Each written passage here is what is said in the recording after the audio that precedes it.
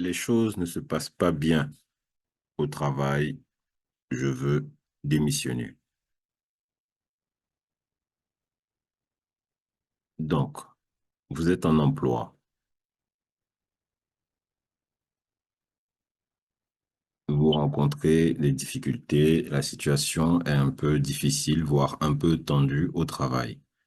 Alors, vous souhaitez démissionner, vous reposer un peu, éventuellement, et ensuite vous concentrer sur votre recherche d'emploi.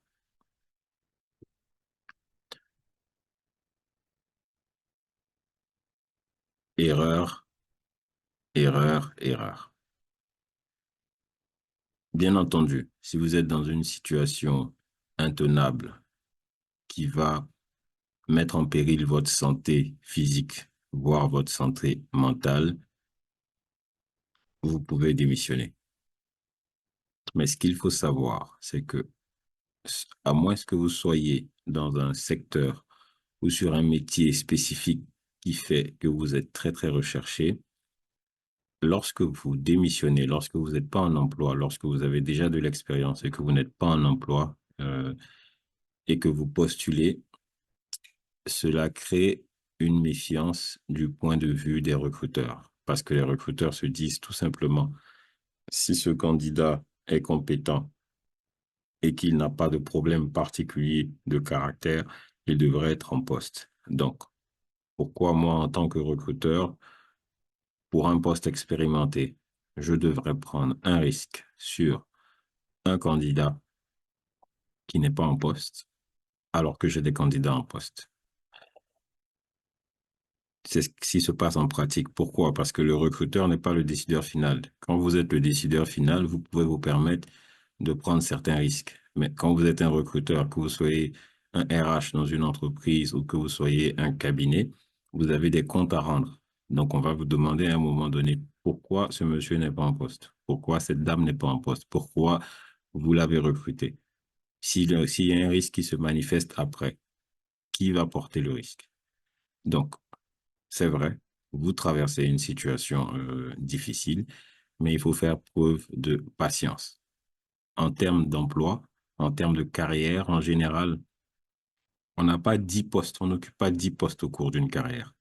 On occupe en moyenne 5 à 6 postes au cours d'une carrière, voire 2 à 3 postes. Donc, ce ne sont pas des choses qui se prennent à la légère. Donc, ce qu'on vous conseillerait dans ce cas, c'est vraiment de faire un point, de vous poser la question de vos objectifs, de vous asseoir pour réfléchir à vos objectifs professionnels. Quels sont vos objectifs professionnels? Qu'est-ce qui vous a amené dans cette entreprise, dans cette organisation où les choses ne se passent pas très bien aujourd'hui? En fonction de vos objectifs professionnels, quelle est la prochaine étape qui va vous permettre d'atteindre vos objectifs professionnels? Et en fonction de la réponse, vous vous mettez à postuler. Donc, ce que vous pouvez faire, c'est qu'au lieu de transformer la frustration en colère, démissionner, vous asseoir à la maison et ensuite avoir éventuellement des regrets, ce que vous pouvez faire, c'est avoir une recherche d'emploi beaucoup plus concentrée, c'est-à-dire envoyer, bien entendu, continuer à faire votre job, hein, parce que votre prochain emploi va s'appuyer sur votre emploi actuel, toujours. C'est-à-dire que si vous commencez à négliger votre emploi actuel, vous finirez par perdre confiance en vous-même et cela va se voir lors de votre prochain emploi.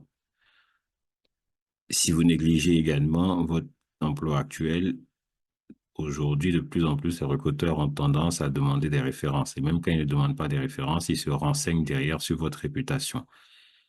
Et si votre réputation n'est pas bonne, cela va nuire à toute votre carrière. Donc, comme je le disais, la frustration ou la colère enfin, ne doit pas être euh, euh, orientée vers une démission abrupte. Elle doit être orientée vers une recherche d'emploi plus structurée et plus concentrée. Vous pouvez, par exemple, envoyer entre 3 et 5 bonnes candidatures. Il ne faut pas envoyer des candidatures mauvaises, vous n'aurez pas de retour. Entre 3 et 5 bonnes candidatures par jour. Si vous arrivez à rester sur une moyenne de 4 candidatures par jour, au bout d'un mois, vous aurez une centaine de candidatures envoyées et avec une centaine de candidatures envoyées, si vous avez un taux de retour de 5%, que vous décrochez 5 entretiens, que vous n'êtes pas trop mauvais, vous pourriez avoir votre prochain job dans les 2, 3 mois.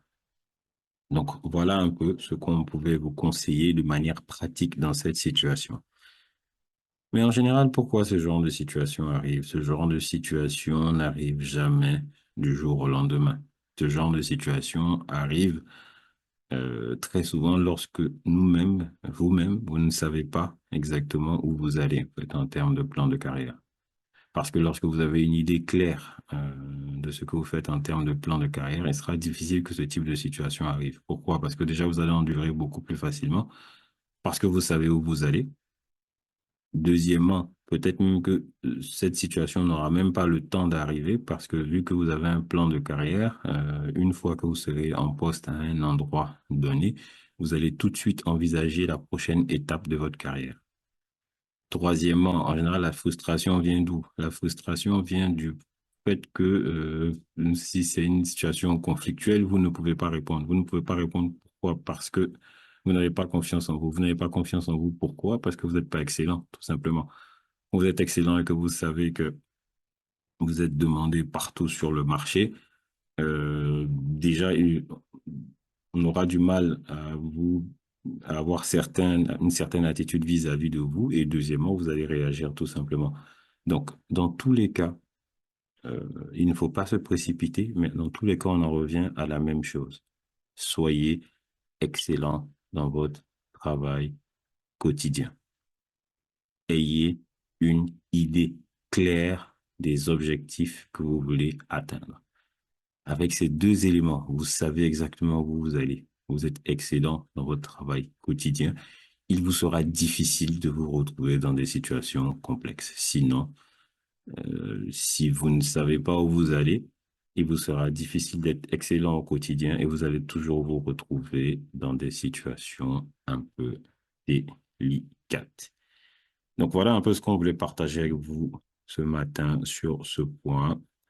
N'hésitez pas à nous laisser encore vos commentaires ou vos questions, suggestions sur info@telegroup.com.